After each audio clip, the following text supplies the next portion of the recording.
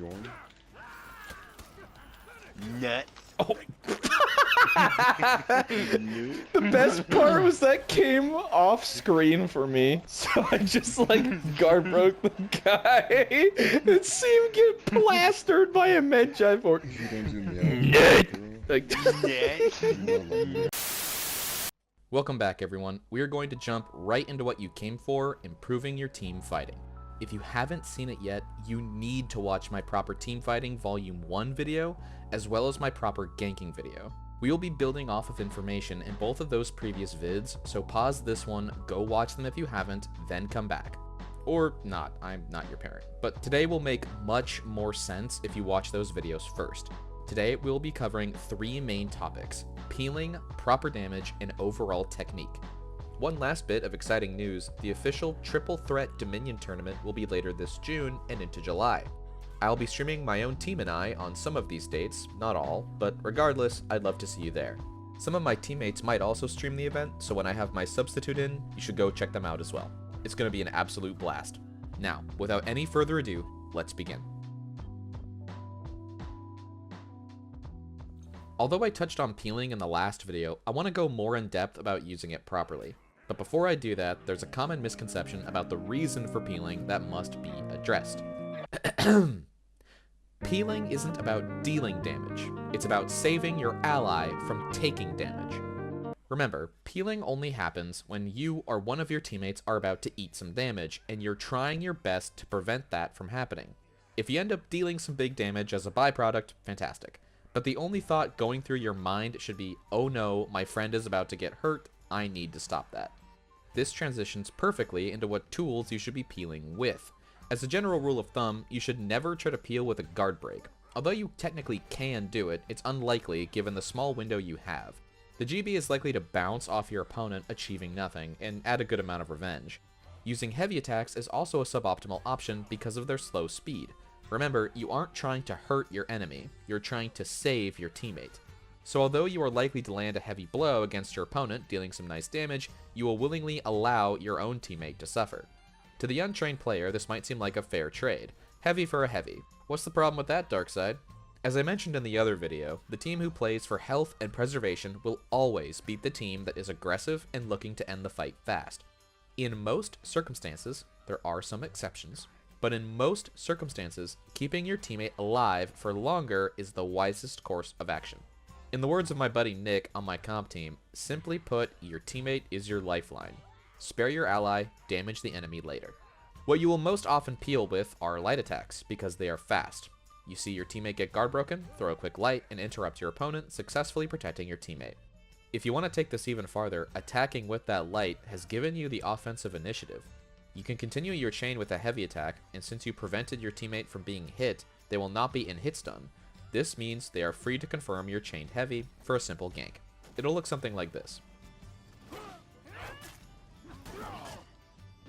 Granted, team fights are often chaotic, so the chances of this are unlikely, but in 2v1s, it's worth a shot. Another viable way to peel is with zone attacks, which are often fast and have surprisingly large hitboxes. A great example is the character Zanu. He is usually used for his peeling ability, specifically because of his zone attack. It's got a good speed, has the undodgeable property, but by far the best part is its 360-degree range, covering a huge area. You see any of your teammates in trouble, just hit that zone and stop your enemies in their tracks. Before we continue, I also want to mention that bashes are pretty much a no-no in peeling because bashes feed boatloads of revenge. However, there can be an exception when an enemy has hyper armor, thus a bash is the only option.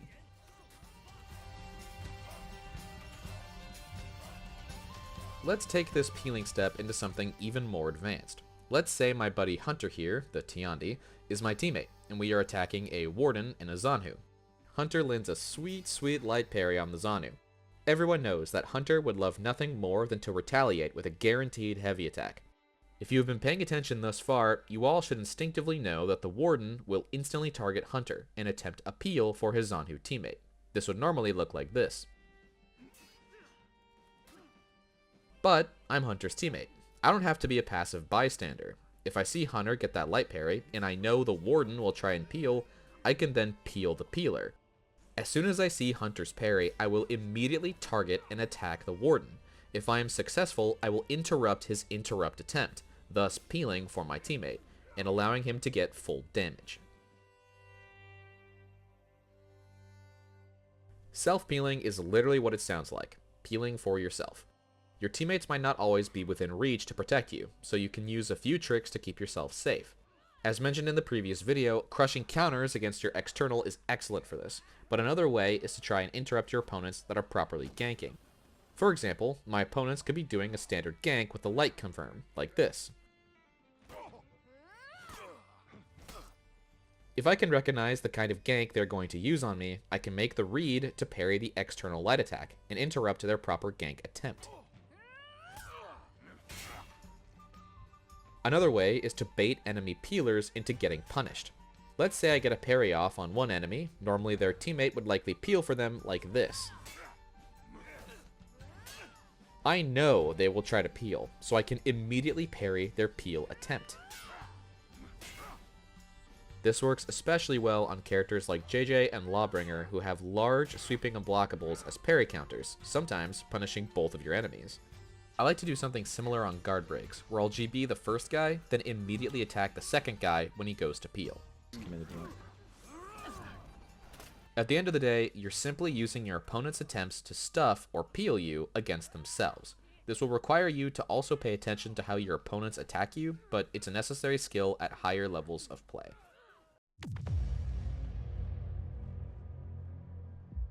Now that we've talked a lot about saving people from damage, let's look at dishing out your own. An essential way for dealing damage is realizing when you have opportunities for confirmed damage, even if you can't get full ganks. Let's say I'm playing Shinobi, who's really good at confirming and starting ganks. A very common Shinobi gank looks like this. Now, my teammate and I are highly unlikely to get the full gank off with a second enemy in the fight, but my teammate knows that after my kick, he gets a singular guaranteed heavy. Granted, if the second enemy is smart, he will try and peel for his first teammate, but regardless, this is what you should be doing. This can happen on parries, bashes, GBs, or other hit stuns. Adding on here, you should be letting more of your attacks fly, and feint less, as long as it's in a smart way. I want to be clear that throwing stuff without thinking is hurtful to your team, but with coordinated teammates, you'll be able to put the hurt on your enemies, and you can do this with less feinting. Let me explain. Since you won't always be able to get full-blown ganks off, sometimes all you can do is get a single confirmed heavy, and that is perfectly fine. An easy way to do this is to establish a policy with your teammate, a policy in which whoever is attacking will continue to their chained moves, and the other person must be trusted to confirm those attacks. If I see my teammate is attacking someone, I'm assuming he's going to continue with his heavy finisher. Because my teammate and I trust each other, I'll throw a light attack or a GB and confirm my teammate for a heavy's worth of damage.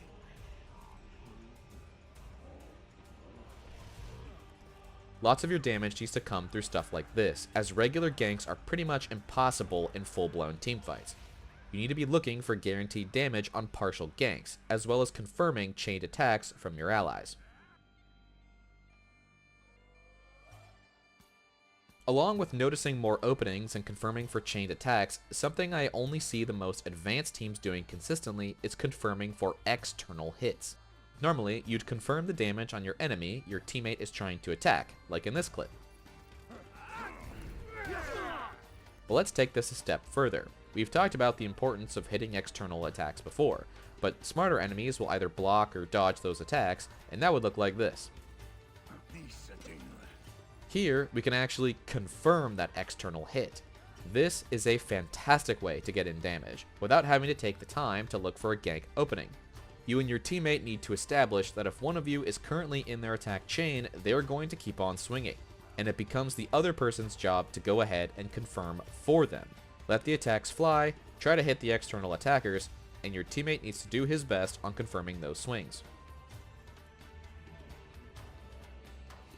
As a cool side note I wanted to add, if you're smart enough, you can actually confirm attacks on opponents who are on your external. Just like in this clip, I've got an enemy to my front that I'm actually locked onto, and an enemy over here on my right side. As Shinobi, I know that my zone attack comes from my right side, and I use it to interrupt the guy I'm not locked onto, i.e. my external, and this actually confirms my teammate's attack. So you can confirm people when they're on your external as well as people that are on your teammate's external. So just wanted to add that too.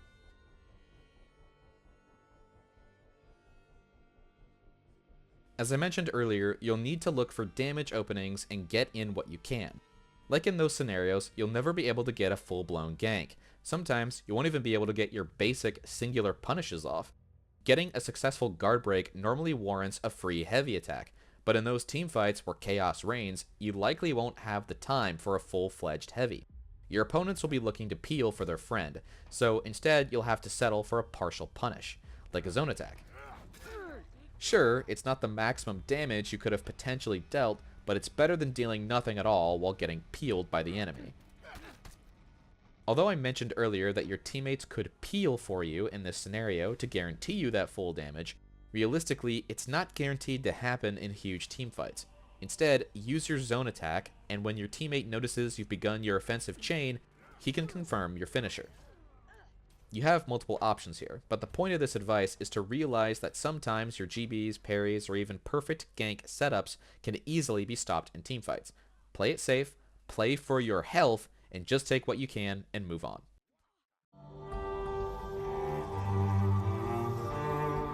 Now, this topic alone could have its own dedicated video, and I'll likely make one in the future. But for now, I just want you to understand the basic idea. Different heroes have specialties within teamfights. Some are built for damage, others are built for ganks. Some are built to confirm, others are built to peel. When you choose your roster, understand that you need a mix of heroes to be successful, and then play those heroes as they are meant to be played. For instance, let's look at one of my favorite heroes, Centurion. This dude is a cracked duelist, but in team modes, he's brought as a top tier ganker, meaning he gets big punishes in gank scenarios. Oh! Oh my god. Oh my god. Oh man! His weakness, though, is being involved in large teamfights. He doesn't have the tools to offer anything of use. If I'm playing Centurion and I start swinging wildly, I'm either missing my opponents entirely with my small hitboxes, or if I am, I'm not dealing significant damage. I don't have any tools to easily confirm my teammates, so it's kinda awkward for me to be in the center of things, and I don't have any good peeling tools either. I'd be taking damage and actively hindering the team, as well as adding tags to the enemy fighters without dealing enough damage on my own part for it to be worth the revenge I'm feeding. I need to stop attacking, play more toward the outside, and use my strengths. Wait for a chance to separate an opponent and get a partial gank off with them. Maybe an enemy tries to flee, but I can catch them in a 1v1. Given that Cent is an extraordinary duelist, this is actually an okay thing for me. Again, I can make a whole separate video on this, but understanding the specific value you give your team is crucial.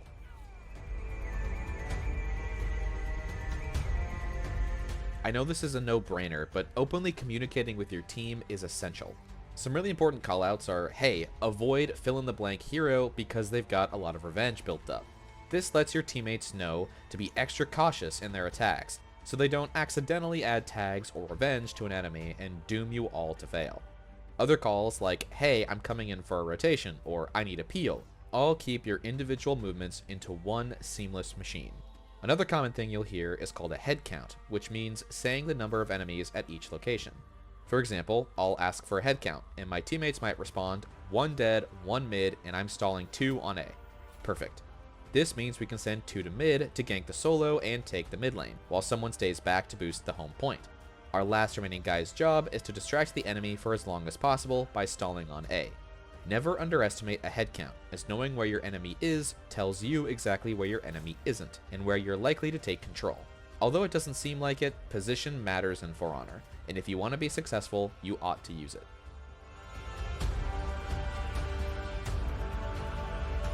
My final piece of advice, and in my opinion, the most important advice, slow down. If you are losing all your teamfights, you are likely moving too fast and without a plan. All of these skills over the past few videos can only be put into practice if you are slowing down and actually paying attention to your surroundings. Look for opportunities to confirm. Look at your teammate's current position. Look for the enemies trying to approach you. You can't be successful if you're tunnel visioned and swinging wildly. I know this is a very difficult thing to work on, trust me, I know, because if the enemy is just ooga booga throw attacks constantly without thinking, your natural instinct is to do the same. I say, let them. By attacking constantly, they are not only adding tags to your revenge gain, but they are also opening themselves up to getting countered. When you go on the offensive, make sure when you attack, you are attacking with purpose. Don't just throw stuff out there, every attack should be for a reason. Maybe it's to confirm for your teammates. Maybe it's to start up a partial gank with a nearby ally. Maybe it's to use a dodge attack to reposition. Just like the saying, think before you act, think before you attack in For Honor. This will slow your game down, allow you to pay attention, to stay alive, and look for all the opportunities you need to stay successful on the battlefield.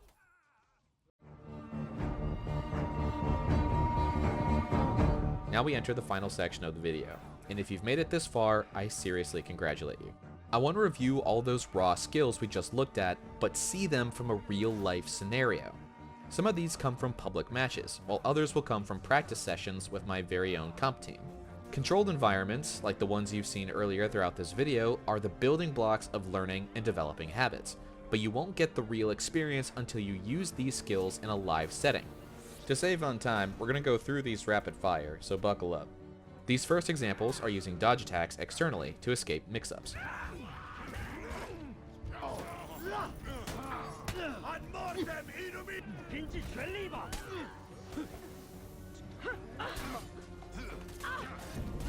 These are examples of using external attacks to deal damage.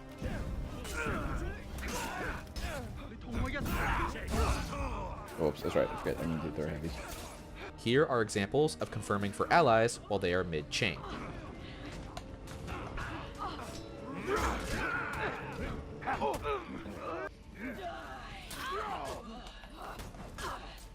Oh my god.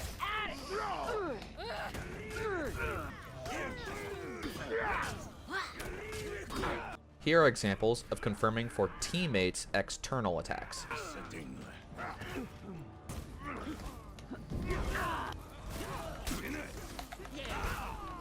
Next up are a couple of full ganks.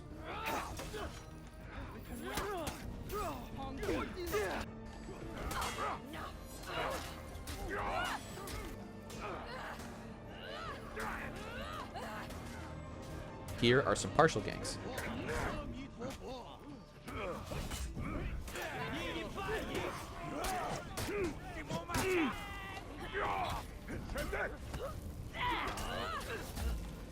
Here is getting some partial confirmed damage off of ganks.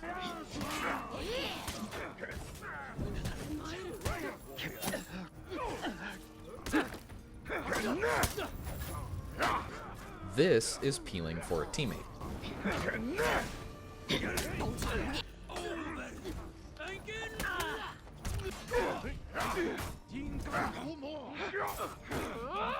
And this is an example of peeling the peeler.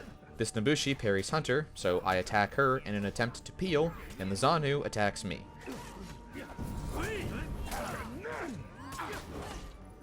As a final bonus, this is something called reaction ganking. I will talk about this more in depth in a future video, but for now, I want you to notice this. I start a standard bash gank, but notice Hunter gets collided with and is unable to perform his usual heavy. Because I noticed this, I will instead continue on with my next attack, and Hunter will confirm that instead. This is actually pretty crucial, and it requires lots of spatial awareness and solid reactability in order to change your tactics on a moment's notice. Reaction ganking becomes extremely important if you want to be really successful, but again, I will talk about this more in a future video. For now, I just thought you all should see this, and I hope you can put this into practice in your own games. Well, ladies and gentlemen, that was quite the ride. If you learned something today, don't forget to subscribe to the YouTube channel, follow me on Twitch, and join my Discord. As a final reminder, don't forget to catch my team and I later this June over on Twitch. I sincerely hope you enjoyed the content and feel ready to hit the battlefield with more skills than ever before. Massive thank you to all my friends who helped gather the showcase clips for today's video. Seriously, I couldn't do it without you guys. As always, take care, and don't forget to join the dark side.